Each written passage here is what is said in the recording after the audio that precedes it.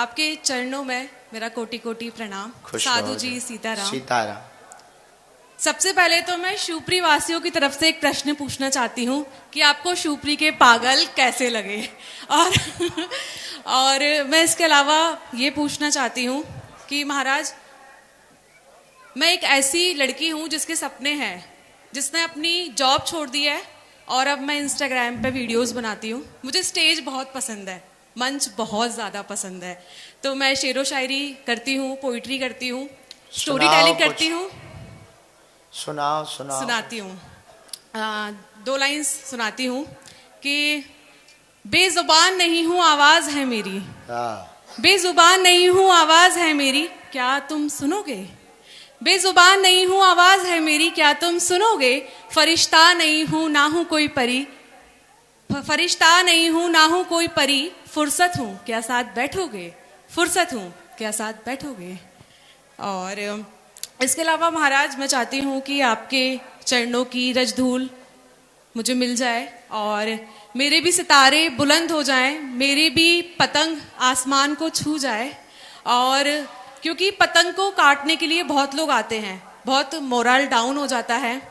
चूँकि महाराज मैंने अपनी जॉब छोड़ी है, मैं वकील हूँ पेशे से, मैं इंटर्न हूँ हरीश साल्वे, जिन्होंने सलमान खान के केस लड़े हैं, सलमान खुर्शीद की इंटर्न हूँ मैं, अमरचंद जैसी एक बहुत बड़ी फर्म है वहाँ पे भी मैंने जॉब करी है। तो लोग मुझसे आके बोल देते हैं कि यार आपने 1.5-2 लाख की जॉब छोड़ दी, अब आप वीडियोस बना रहे हो। तो महाराज बहुत मोरल डाउन होता है उस टाइम। माँ बाप की एक अकेली लड़की हूँ मैं, तो मैं चाहती हूँ कि मेरे सारे सपने पूरे हों। और जैसे भूमिका ने कहा था कि वो आप जैसी फेमस होना चाहती है, मैं भी होना चाहती हूँ कि पूरी शिवपुरी का भी नाम हो, पूरे देश का नाम करूँ। और मेरा एक प्रश्न ये है महाराज, अभी एक नई चीज आई है, बॉडी शेमिंग। लोग कोई कैसा दिखता है उसका मजाक बनाते हैं, जैसे कोई मोटा है, काला है, या किसी को कोई ऐसी नेचुरल बीमारी है कि कोई अंधा है या सुन नहीं पाता। तो ये चीज बहुत ज्यादा हो रही है, इस पर मैं चाहती हूँ कि आप अपने विचार रखें कि ये चीज नहीं करनी चाहिए। इससे इंसान का बहुत ज्यादा मोरल डाउन होता है, कॉन्फिडेंस कम होता है। जी महाराज। सुनो बहन, किसी के कहने से मोरल डाउन हो जाए, इसका ये अर्थ है कि आपकी खुद की तैयारी बड़ी कमजोर है। जी। नंबर 2, दशरथ माझी का नाम सुना आपने? जय। दशरथ माझी को जानते हो? आपने सुना नहीं, इसलिए आपका मोरल डाउन होता है। महाराज जी कुछ टाइम के लिए ही होता है, फिर तो बूस्टअप हो जाता है, सिर्फ 2 मिनट के लिए। वो भी नहीं होगा। सुनो बहन, बिहार के थे ना वो, बिहार के दशरथ माझी थे। गर्भवती पत्नी को पानी लाता देखकर लंबी दूरी से पहाड़ चढ़ते हुए उनका अंदर का आत्मविश्वास, मोटिवेशनल जागा। उन्होंने छेनी हथौड़ा उठा करके पूरे पहाड़ को काट करके रास्ता बना दिया। गांव के 50 बूढ़े बूढ़े लोग आए कि पगला हो, कहीं पहाड़ कट सकता है? इतना बड़ा है, तुम्हारे जैसे कई जीवन लग जाएंगे, पहाड़ तब कट पाएगा। कोई सरकार आएगी, वो काटेगी, सड़क बनाएगी, चिंता मत करो। वो रुका नहीं, बहका नहीं, मुड़ा नहीं, झुका नहीं, उसने आराम विश्राम नहीं, सिर्फ परिश्रम चुना।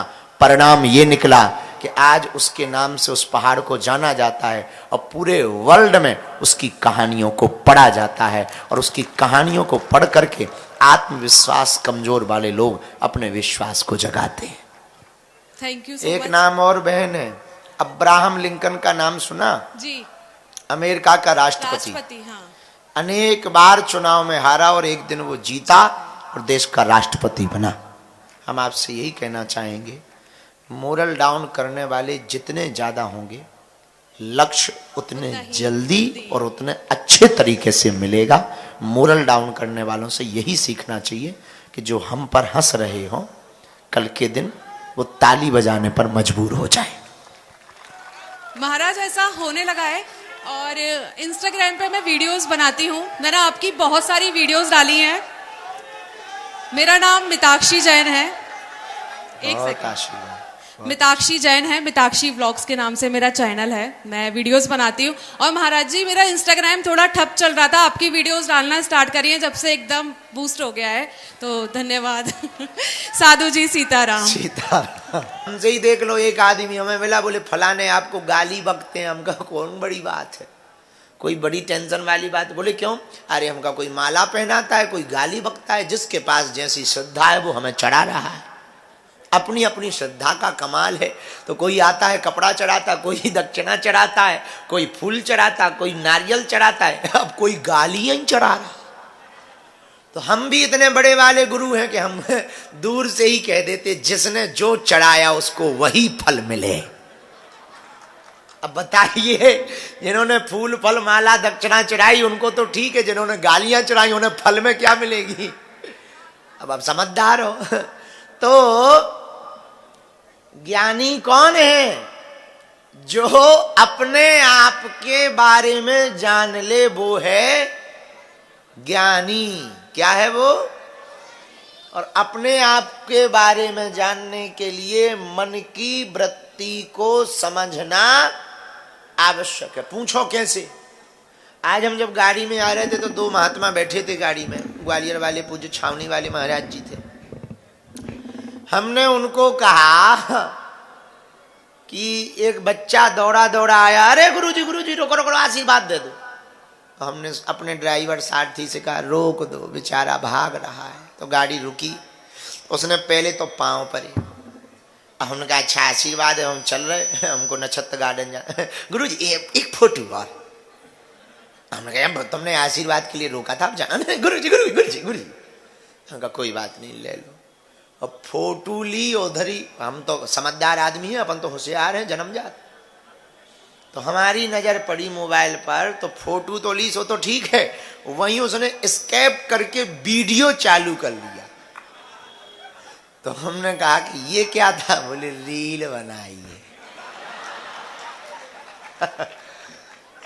ये मन की वृत्ति है। क्या है? अब बताइए, आशीर्वाद लेने को रोका था, रील बना के छोड़ा। इस खैर हम समझ गए कि शिवपुरी आ गए हैं, पर इसको मन की वृत्ति कहते हैं। इंदौर नरेश क्या कहते हैं इसको? मन की वृत्ति। ये मन जो है एक टास्क नया दिमाग को देता रहता है। किसको देता है? अरे पढ़े लिखे बच्चे समझो, मन एक टास्क दिमाग को न्यू देता रहता है, नया नया टास्क देता रहता है। जैसे मुंबई जाने का सपना हो और वो पूरा हो जाए तो मन कहेगा मुंबई तो आ गए, मरीन ड्राइव और चलो। मरीन ड्राइव पहुंच गए तो फिर एक न्यू सपना देता है मन। बोले क्या? बोले मरीन ड्राइव तो आ गए, जरा ताज होटल चलो जहां महंगी चाय मिलती है। और रुपया ना हो जेब में तो बोले कोई नहीं, बाहर से देख लेंगे। तो बाहर से देख के संतुष्ट हो जाते। अब बाहर जब ताज होटल पहुंच गए तो बोले चलो फोटो ले लो, बाहर से ही ले लो, ताकि डालेंगे कि I am travelling to Mumbai Taj hotel. तो मन की वृत्ति कैसी है? चंचल। मन माइंड को देता है नया नया टास्क। क्या देता है? बोलो। मन माइंड को देता है नया नया टास्क। पढ़ने लिखने वाले बच्चों सुनो, बस इसको डाइवर्टेड ऐसे करना है। चाय ले आओ तब बात बनेगी। अब इसको मन को डाइवर्टेड कैसे करना है? सुनो, मन को डाइवर्टेड करना है लक्ष्य के लिए। आज हमने सफलता में 5,000 रुपया कमाए तो मन को टास्क देना है कि 10 दिन में 50,000 कमाना है, फिर 50 लाख। ये टास्क मन स्वतः ही देता है, इसको लिए आपको कोई कोशिश करने की आवश्यकता नहीं। पर ये बात आपको भूलनी नहीं है कमाते समय कि प्रभु ने जिंदगी दी थी जीवन हंसी खुशी बिताने के लिए हम लोगों ने जिंदगी निकाल दी चंद कागज के नोट कमाने के लिए। तो उपाय क्या है, पूछो हमसे, उपाय क्या है? बोलो। वो राजा के सामने जो महात्मा बुद्धि प्रकाश लेके गए थे ना, डंडा, वो उपाय है। तो क्या करें गुरुजी, हम भी किसी से डंडा लगवाएं? नहीं नहीं नहीं नहीं, बकरी को डंडा की आवश्यकता पड़ी, मन को गुरु की डांट की आवश्यकता पड़ती है। माता पिता की बुरा ना मानना, कुछ बच्चे हम डांट देते हैं तो भग जाते हैं, कुछ लोगों को हम डांट देते हैं तो वो खिसक लेते हैं जल्दी। सुनो, कुछ लोगों को माता पिता डांट देते हैं, बच्चे घर छोड़ देते हैं। सुनो बच्चों, जिस बाग में माली नहीं होता है वो बाग उजड़ जाता है। जिन बच्चों की परवरिश माता पिता के यहाँ देख रेख में नहीं होती है, वो उन बच्चों का जीवन बिगड़ जाता है। तो रोकने टोकने वालों को तुम लोग दुश्मन की नजर से मत देखा करो। रोकने टोकने वाले तुम्हारे बचाने के लिए डांटते हैं, समझ गए भाई? माली यदि बकरियों से अपने बाग को ना बचाए तो क्या होगा? बाग खल्लास हो जाएगा। हाँ जी या ना जी? उसी प्रकार माता पिता गुरु अपने बच्चों को ना डांटें तो तुम्हारा जीवन भी क्या हो जाएगा? सीताराम। अंतिम बात और,